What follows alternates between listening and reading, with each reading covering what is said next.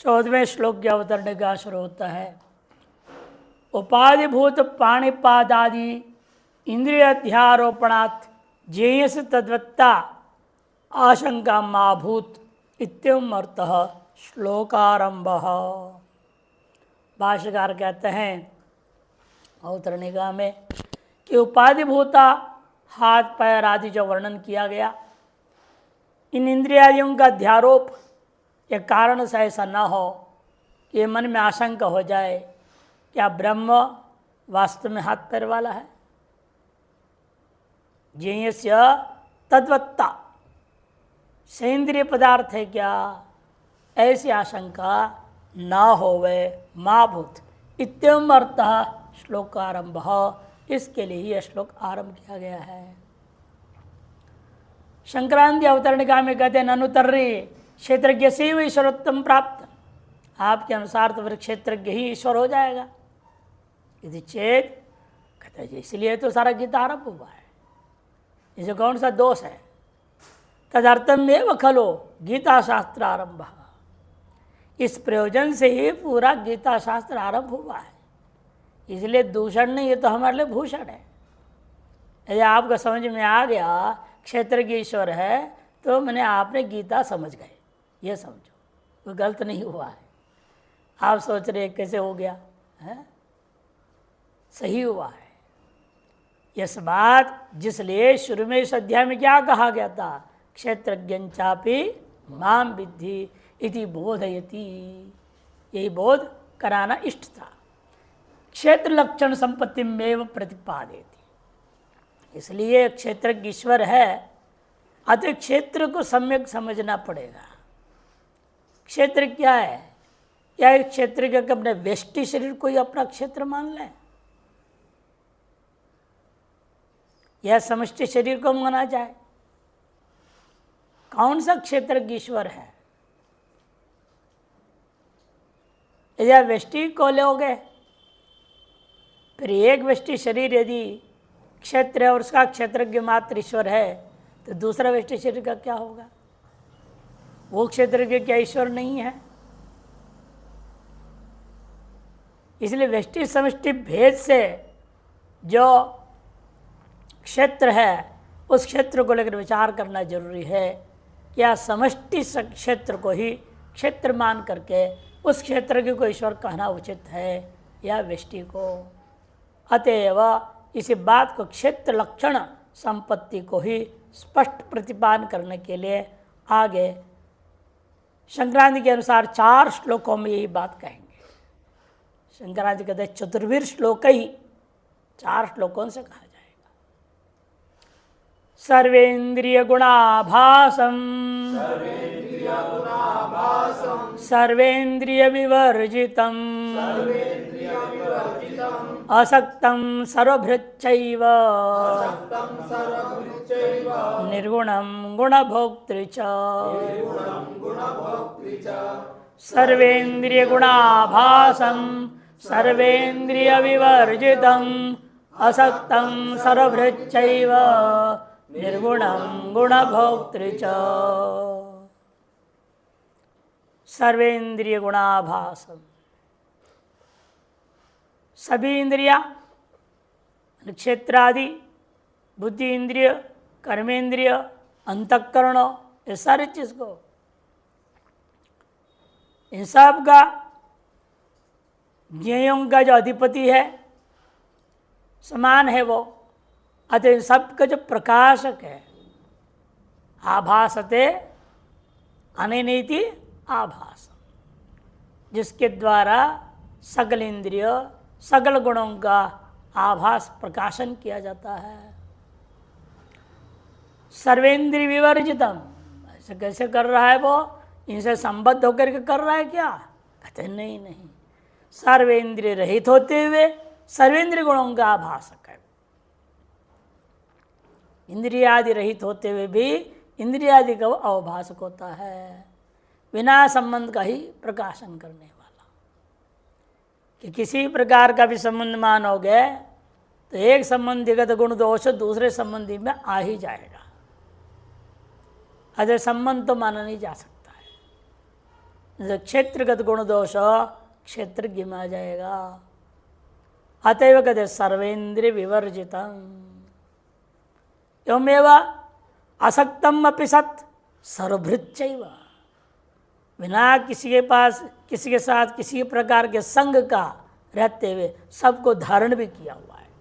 सर्वभृच्चैव, सबको धारण करा है, लेकिन किसी के साथ कोई संबंध नहीं है। निर्गुणं गुण भोक्तृ, और स्वयं निर्गुण स्वरूप होता हुआ भी सकल गुणों का भोक्ता भी वही है। निर्गुण होते हुए गुण भोक्तृ, गुण का वह भोक्ता भी। ये विपरीत देखना पड़ता है क्षेत्र और क्षेत्रज्ञ में। सर्वेन्द्रिय गुणाभासम, शंकर भाष्य कहते हैं सर्वाणि च तानि इंद्रियाणि, कौन से? श्रोत्रादीनि बुद्धि इंद्रिय कर्मेंद्रिय आख्यानि अंतःकरणे च बुद्धि मनसी ज्ञेयोपाधित्वस्य तुल्यत्वात् सर्वेन्द्र ग्रहणेन गृह्यते। सर्वेन्द्र ग्रहण करने से इन सबको ग्रहण करना है, क्योंकि ज्ञेयभूता ब्रह्म का उपाधित्व इन सभी में बराबर है। ज्ञानेन्द्रिय हो च कर्मेंद्रिय हो च अंतःकरण हो, सब के सब ज्ञेय ब्रह्म का उपाधि है समान रूपेण। अतएव सर्वेंद्रिय ग्रहण करने से केवल ज्ञानेन्द्र नहीं लेंगे, कर्मेंद्र और अंतःकरण को भी ग्रहण करेंगे।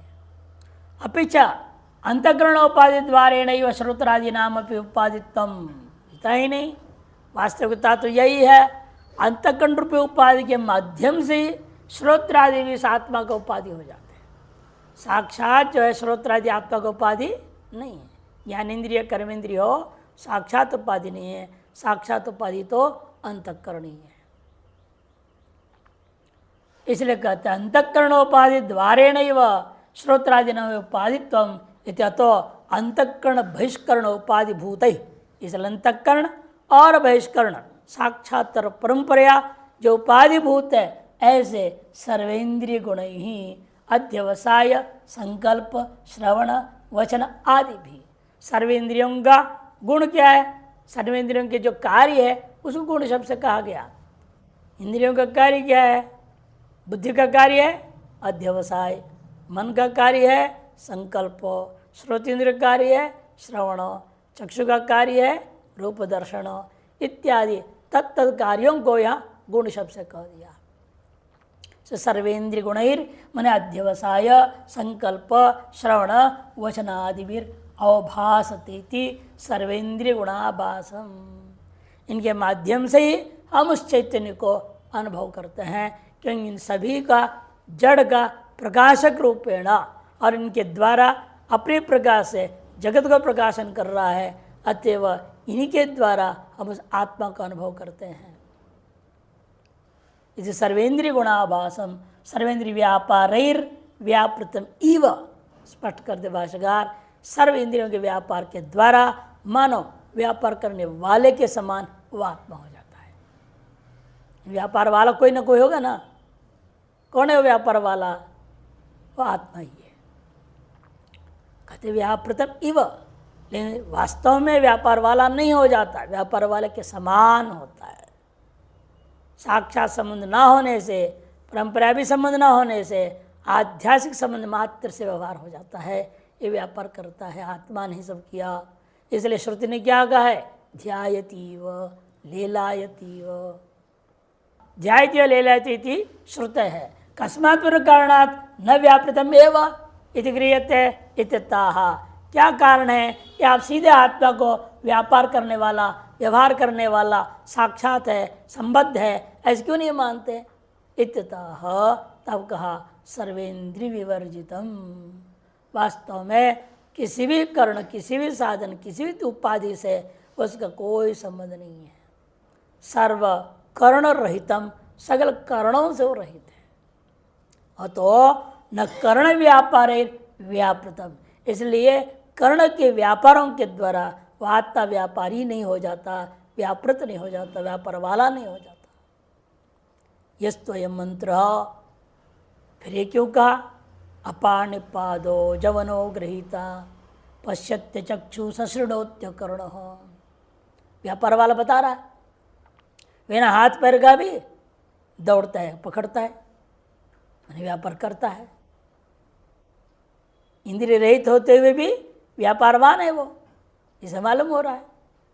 इत्यादि ही सर्वेन्द्रियोपाधि गुणानुगुण्य भजन शक्ति मत तज्जयमित्येवं प्रश्नार्था न तो साक्षात देव जवनादि क्रियावत्व प्रदर्शनार्थ। ये भी इतना ही है, सर्वेन्द्रियोपाधि गुणानुगुण्य सकल इंद्रियों के व्यापार के अनुरूप, व्यापार के व्यवहार करने के जैसा दिखता है। भजन शक्ति मत अनुगुण जो है भजन शक्ति वाला, तद्रूप होने की सामर्थ्य वाला है वो कौन? जयो। इस बात को बताने के लिए ही ये बात कहा गया, न कि साक्षात जवनादि क्रियावत्व प्रदर्शन करने के लिए है। कहने का अभिप्राय यह है, उस आत्मा ब्रह्म को किसी की भी अपेक्षा नहीं, कोई भी चीज़ को प्रकाशन करने के लिए, कोई भी क्रिया करने के लिए हो, कराने के लिए हो, वह स्वतंत्र है, वह सर्वनिरपेक्ष है। यह बात बताना है। इतने से तात्पर्य वहाँ पर अंधो मणिम अविंदत इत्यादि मंत्रार्थवत तस्य मंत्र से अर्थ, उसी स्तुति परक मान लो। जैसे अंधे ने मणि को पाया, मणिम अविंदत श्लोक है पूरा वो। अंधे ने मणि को पाया और उस मणि को बिना हाथ वाले ने पहन लिया, अंगुलियां ही नहीं, पहन लिया, और गूंगे ने उसकी स्तुति कर दी। गूंगे ने उसकी स्तुति करने लग गया।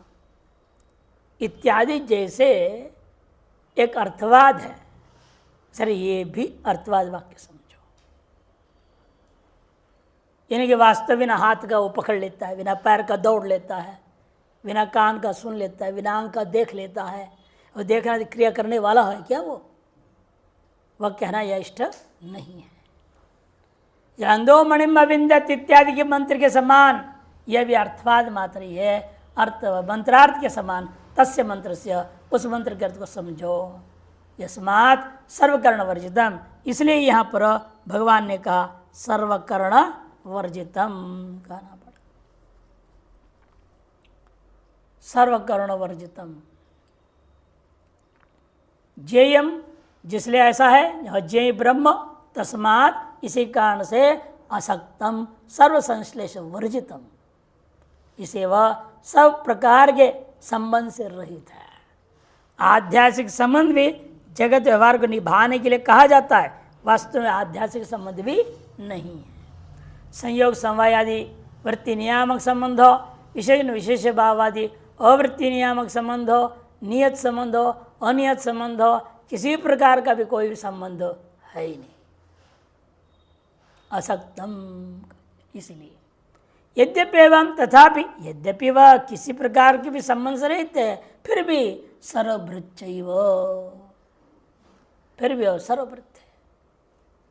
सदास्पदम सर्वम, और सभी को धारण कैसे कर रहा है? सत्ता के माध्यम से, क्योंकि सदास्पद सद विषय की सारा संसार है। अस्ति एक है कहे बिना आप कोई व्यवहार ही नहीं कर सकते।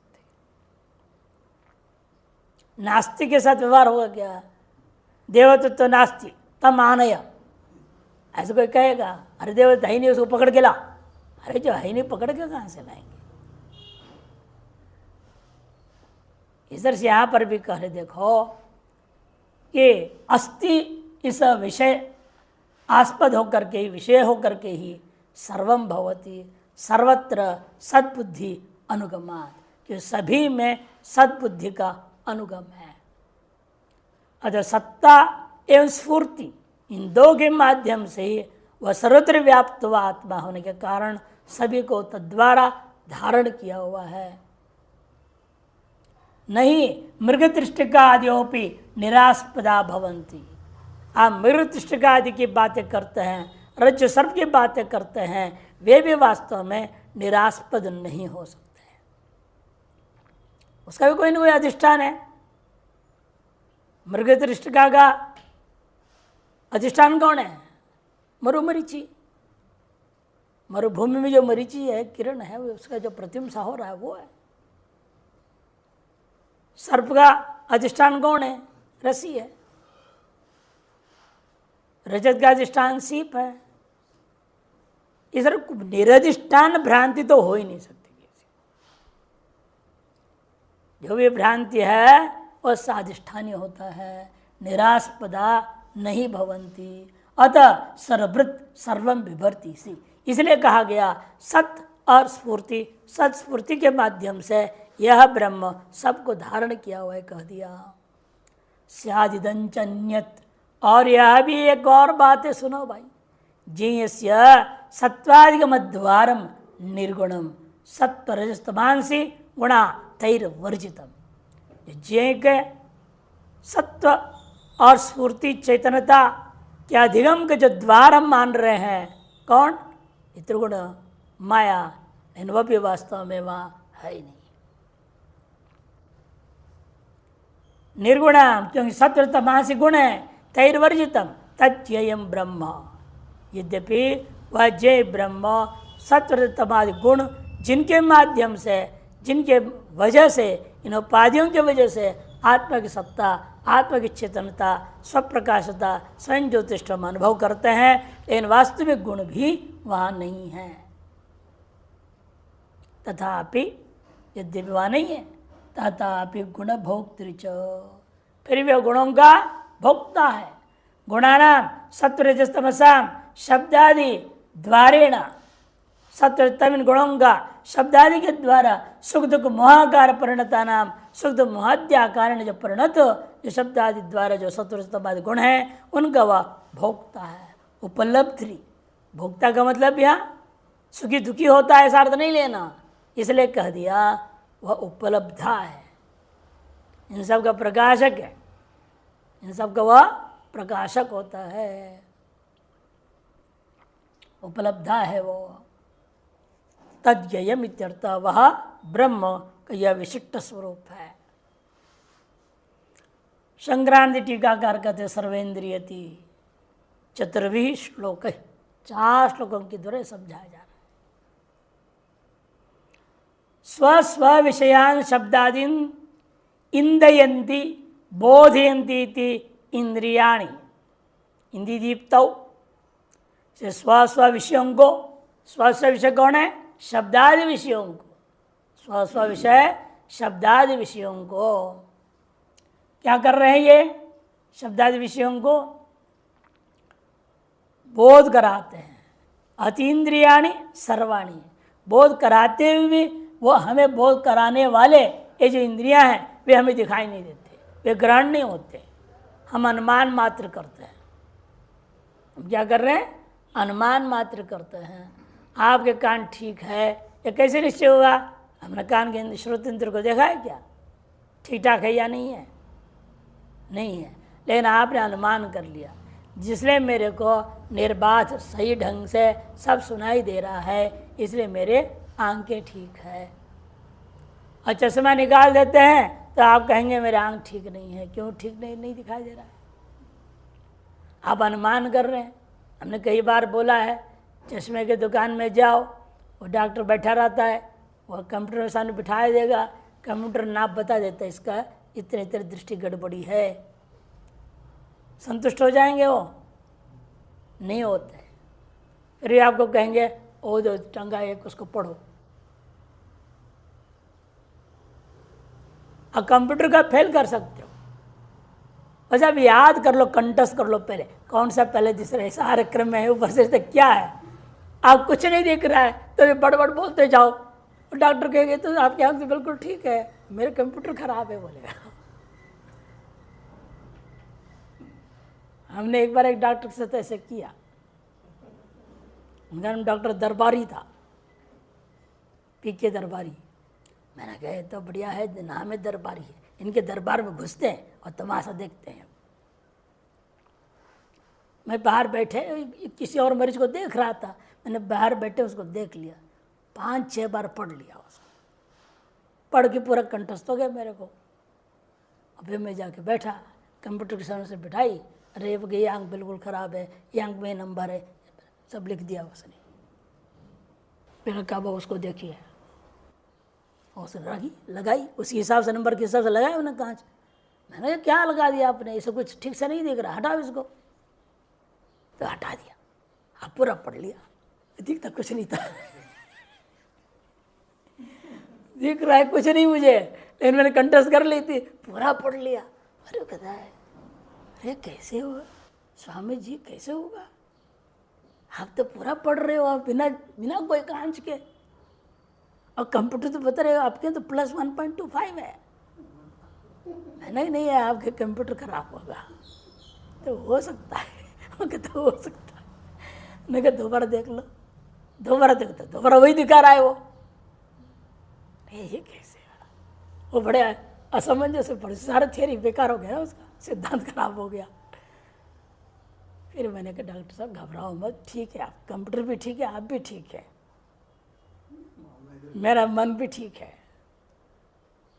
गड़बड़ क्या है, फिर पूछा उन्होंने, गड़बड़ है, मैंने पूरा कंठस्थ कर रखा हूँ, मुझे न भी दिखे मैं बड़े बड़े बोल दूंगा। अब झाड़ डालो अब चश्मा, मैं देख के पढ़ूंगा, याद करके जो बोल रहा था ना वो नहीं बोलूंगा, अब देख के पढ़ूंगा। अच्छा अच्छा ऐसा, मैं कहा हाँ, आज तक आपको ऐसा मरीज नहीं मिला तो इसीलिए ये सब चीज़ें अनुमान किया जाता है, इंद्रिया ठीक है नहीं है, कितना खराब है कितना ये है, एक अनुमान मात्र की जाती है।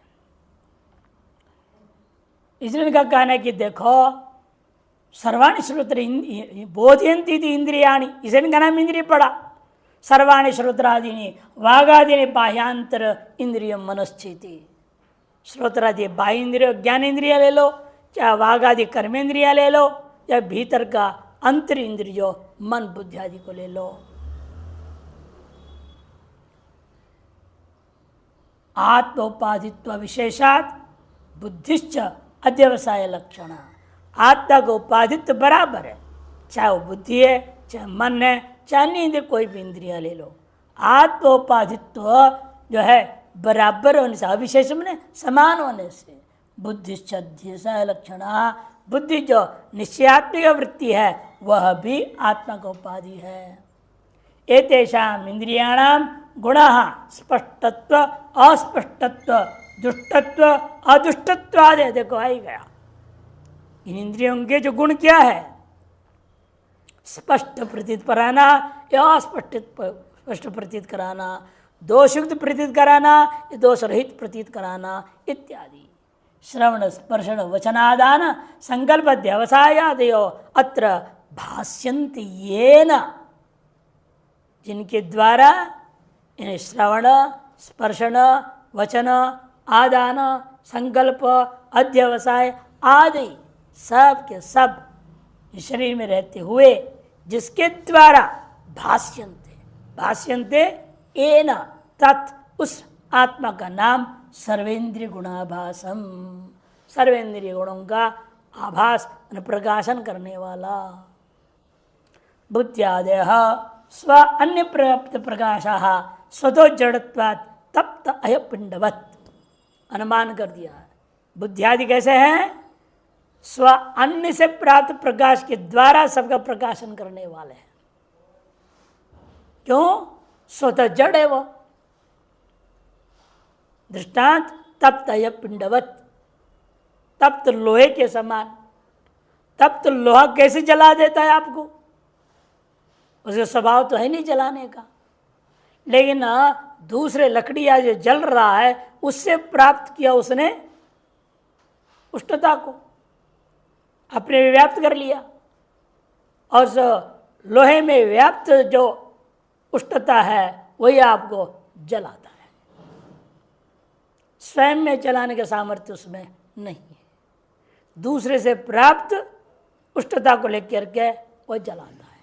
उसी प्रकार बुद्धि आदि भी स्वयं में अध्यवसाय आदि करने में समर्थ नहीं है, लेकिन दूसरा उन्हें आत्मा उसके द्वारा प्राप्त जो प्रकाश है, सामर्थ्य, चेतनता है, तद्वारा उसकी सहायता से इंद्रियां अपना अपना कार्य करते हैं। इसलिए अनुमान सिद्ध हो जाता बुद्धियादि स्वान्य प्राप्त प्रकाश स्वतो जड़त्वात् तप्त है पिंडवत। या और भी सरल दृष्टांत लेना है, दर्पण को ले लो। दर्पण स्वयं कैसे हैं? अप्रकाश स्वरूप है, जड़ है, लेकिन दूसरे से प्राप्त प्रकाश का वो प्रतिफलन कर देते हैं। सूर्यादि प्रकाश जो है उनको प्राप्त करता है दर्पण, और दर्पण उसको अन्यत्र भेज देता है, प्रतिफलन करता है। अंग्रेजी में कहते हैं रिफ्लेक्शन करता है। तो अपने से अंदर है क्या प्रकाश? अपने अंदर तो कुछ नहीं है, उसमें कांच है, वही सादा कांच था, उसको पारे का पानी पीछे चढ़ा दिया, उसका नाम दर्पण हो गया, और प्रतिफलन करने का सामर्थ्य उसमें आ गया। नहीं तो भी सामर्थ्य उसमें नहीं था, वो आर पार हो जाता है कांच में। तो इसीलिए उसी प्रकार यहां पर भी है, बुद्धियादि भी क्या है? जड़ है। ये इनके अंदर अपने आप में कोई सामर्थ्य नहीं है, लेकिन इनमें भी क्या है? सूक्ष्मता रूपी, जैसे वहां पर पारा चढ़ गया, तो यहां पर भी सूक्ष्मत्व है इनमें। सूक्ष्म पंचभूत होने के नाते इनमें सामर्थ्य है, यह आत्मा के प्रकाश को प्रतिफलन कर देते हैं। लेकिन स्थूल में सामर्थ्य नहीं होता। आपके स्थूल शरीर में आत्मिक प्रकाश को प्रकाशित करने का है, प्रकाशन का सामर्थ्य है, प्रतिफलन करने का। आपके शरीर है, यहां पर व्यवहार है ना, आत्मा है ना सर्वत्र, आत्मिक प्रकाश यहां पड़ रहा कि नहीं पड़ रहा? इसे प्रतिफलन क्यों नहीं हो रहा? स्थूल में सामर्थ्य नहीं है, लेकिन जो सूक्ष्म है उसमें वो सामर्थ्य आ जाता है। अगर केवल कांच में सामर्थ्य नहीं है प्रतिफलन करने का, पारा से युक्त कांच में सामर्थ्य आ जाता है। यहां पर स्थूल सूक्ष्म व्यवहार करना पड़ेगा, इतना ही फर्क है। इसे तप्ते पिंडवत दर्पण आदि मध्वा ग्रहण करनी चाहिए। अनुमान बुद्धियादयो जड़ा चेत्वाद घटादिवत। बुद्धियादि जड़ कैसे पता चला आपको? उसके लिए भी अनुमान कर दिया। बुद्धियादयो जड़ा, बुद्धियादि कैसे हैं? जड़ात्मक है। क्यों? वे प्रकाश्य है। ज्ञेयत्वाद घटादिवदिति, घटादि के समान। बुद्धियादि नाम तद्गुणानाम यत् प्रकाशकम, इसे निष्कर्ष निकला बुद्धियादि और उनके जो गुण मन कार्य श्रवण आदि करना, जिसका इनका जो प्रकाशक है वही ज्ञाता है, वही ब्रह्म है। ज्ञात्री तद ब्रह्म यदि अवगंतुम शक्यते, ऐसा निश्चय कर लेना संभव है। अतः दूसरे ढंग से घटा रहे, यद्वा सर्वेंद्रिय गुण ही श्रवणादिभिर अवभासति सर्वेंद्रिय गुणाभासम। अतः इन गुणों के द्वारा हम आत्मा को अनुमान कर लेते हैं। हम रूप का प्रकाशन कर ले रहे हैं, इसका मतलब कैसे प्रकाशन हो रहा है? बिना प्रकाश कैसे होगा? ये रूप प्रकाशन रूपी कार्य द्वारा इसे प्रकाशक आत्मा का अनुमान कर लेंगे। कार्य द्वारा कारण का निश्चय होता है, इसे प्रकाशन रूपी कार्य के द्वारा प्रकाशक का अनुमान कर लेंगे। और प्रकाशक कोई और नहीं हो सकता, क्योंकि एक जड़ का प्रकाशन दूसरा जड़ नहीं कर सकता है। इसे सभी जड़ होने के नाते इनसे भिन्न कोई चेतन प्रकाशक मानना पड़ेगा। उसी का नाम आत्मा है, ब्रह्म है, जय है। सर्वेंद्रिय गुण ही श्रवणादिभासते इति सर्वेंद्रिय गुणाभासम। सर्वेंद्रिय गुणाभासम। इंद्रियाणि अधिष्ठात्री प्रयोज्यानि प्रयोज्यकरणत्वात् वास्यादिवदिति। एक और अनुमान करते, इंद्रिया कैसे हैं? कोई न कोई अधिष्ठान के द्वारा प्रयुक्त होकर के व्यवहार करते हैं, क्योंकि प्रयोज्य का करण होने के कारण, प्रयोज्य करणत्वात्, प्रयोज्य साधन होने से। दृष्टांत क्या है? वास्यादिवत, रंधा आदि के समान। जब तक बढ़ाई से अधिष्ठित ना हो वे साधन अपने आप चल पड़ेंगे कि काम कर लेंगे? कहीं ना कहीं आजकल रिमोट की बातें होते हैं, देखो अपने आप वो दौड़ रहा है, वो ऊपर सब दिखा रहा है। ड्रोन ड्रोन बोलते हैं आजकल, लेकिन वो भी कोई दूर बैठा है, वो पकड़ के चला रहा है उसको। बिना उस बंदे का अधिष्ठित्व ड्रोन कुछ नहीं कर सकते, उड़ ही नहीं सकते वो। चाहे उपग्रह हो, सब यहीं से नियंत्रण हो रहा है उसका। बिना वो नियंत्रक प्रयोजक का, वह प्रयोज्य कोई भी जड़भूता वस्तु है, किसी प्रक्रिया कलाप नहीं कर सकता। तो अनुमान बना दिए। इसलिए इंद्रियां जो है रथाधिपति भी दृष्टांत दे सकते हैं। रथ में क्या है, बिना सारथी का अपने आप चलेंगे क्या? कोई ना कोई सारथी है। अब बच्चे आजकल आसानी से समझ सकते हैं कि आज बच्चों के लिए सब रिमोट के खिलौने मिल गए हैं, रिमोट से चलाते हैं, सब वहाँ दौड़ते रहता है, खेलते हैं। उसे और तेज बच्चे हो गए आजकल, तो मोबाइल में ही सारा गेम खेल लेते हैं, बाहर कुछ जरूरत ही नहीं है उनको। बैठे बैठे ठाए ठाए ठाए आवाज भी आते रहता है, को सुनाया जाता है, फायरिंग करते हैं। विचित्र है। इसलिए हम सबको अनुभव सिद्ध, भले विवेक नहीं हो रहा है, वो करके आ रहे उन्हें मालूम नहीं है। उन्हें ये मालूम हो जाए ये जो भी है मेरे वजह से सब चल रहा है, मैं ना हूं ये कुछ नहीं है। ये विवेक जग जाए तो ब्रह्म ज्ञान कहीं भी रहते हो, किसी भी अवस्था में कभी भी हो सकता है। इसे इंद्रियों को अधिष्ठात्र प्रयोज्य करके निश्चय करो। क्यों? प्रयोज्य करण होने के कारण वास्यादि समृति कर्ण क्रिया क्षेत्र की सद्भाव अधिगम्यते। कर्णगत क्रिया के द्वारा क्षेत्र के सद्भाव निश्चय होता है। कोई ना कोई इसका पीछे है, ये मालूम हो जाता है। उपग्रह उड़ रहे हैं, ड्रोन उड़ रहे हैं, कोई भी चीज़ है तो उसका पीछे आपको मालूम निश्चय हो जाता है। इनमें जो क्रिया देख रहा हूँ जड़ में, निश्चय इसका पीछे इसका नियंत्रक कोई चेतन जरूर है। प्रयोज्य कर्णत्वाद वास्याद्वैती कर्ण क्रिया क्षेत्र सद्भाव अधिगम्यते। कर्ण क्रिया के द्वारा क्षेत्र के सद्भाव अधिगम होता है। इत्युक्तम सर्वेंद्रिय गुणाभासमिति। इस तरीके से भी आप सर्वेंद्रिय गुणाभासम को घटा सकते हैं। ननु असंगस्य अक्रियस्य आत्मना कथम कर्ण प्रयोक्तृत्वम। जो असंग है, अक्रिय है, ऐसी आत्मा इन कर्णों का प्रयोगता कैसे हो सकता है, प्रेरक कैसे हो सकता है? यदि चेन्न तस्य आत्मनि आरोपितत्वेन, ये भी आरोपित ही है। प्रेर्य प्रेरक भाव भी आरोपित ही है। और निष्क्रिय है, निष्कल है, निरंजन है, ऐसा स्वरूप आत्मा का है। ये आपको अनुभव कराने के लिए सब अध्यारोप करना पड़ता है। बिना अध्यारोप के काम चलेगा नहीं।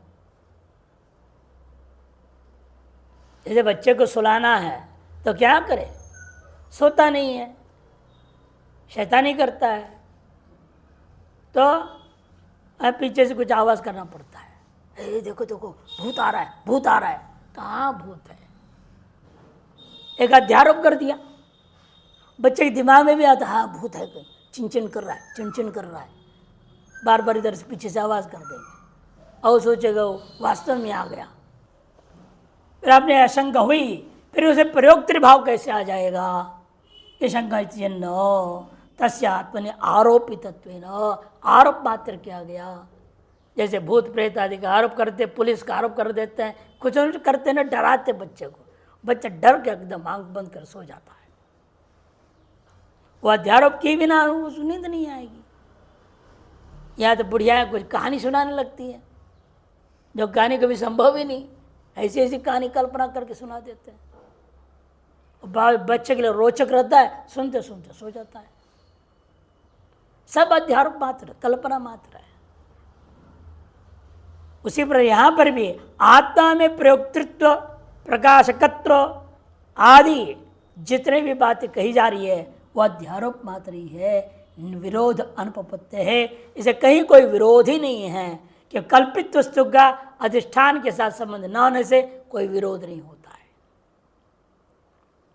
यथा पद्म विकास पद्म धर्म सूर्य आरोप्यते पद्म विकास यति सूर्य इति। जैसे फूल खिल रहा है और फूल का पर धर्म है, समय आने पर खिलेगा वो, और आपने आरोप लगा दिया नहीं सूर्य उस फूल को खिला रहा है। अरे आप जवान हैं, आप जवान बन रहे हैं तो ये जवानी आपके स्वभाव है, शरीर का धर्म है वो। बुढ़ापा आ रही है तो आ रही है, उसको अपना धर्म है वो। कहीं से लाना पड़ेगा क्या? कोई देगा क्या हमको बुढ़ापा? या जवानी में कोई देगा क्या? ये उसका धर्म है। लेकिन हम लोग क्या करते, देखो हमने खाया पिया तो बढ़िया जवान हो गया, ज़्यादा इस्तेमाल कर दिया शरीरों को, इंद्रियों को, अब तीसरे बुढ़ापा आ रही है। अरे कोई ला नहीं रहा, कोई दे नहीं रहा, कुछ नहीं हो रहा है, उसका अपना धर्म हो रहा है। लेकिन आप उसका कोई न कोई निमित्त कारण होता है जो निमित्त में आरोप लगा देते हैं आप। वही जैसे दृष्टांत दिया, पद्म विकास जो है पद्म का धर्म है, उसको सूर्य में आरोप करते हो और कहते हो पद्मम विकासेति सूर्य इति। तथैव उपाधि धर्म श्रवणादिर आत्मनि अध्यस्यते आत्म सद्भाव अधिगमाय। इस तरह से उपाधि का जो धर्म है, उपाधि कौन है? श्रोत्रादि इंद्रिया, इनका जो धर्म गुण क्या है? श्रवणादि क्रिया, वो आत्मा में अध्यास कर दे रहे हैं। क्यों कर रहे हैं? इसे आत्मा के सद्भाव की सिद्धि करने के लिए, आत्मा के सद्भाव का बोध कराने के लिए और सिद्धि पूर्वक अनुभव कराने के लिए यह अध्यारोप करना पड़ता है।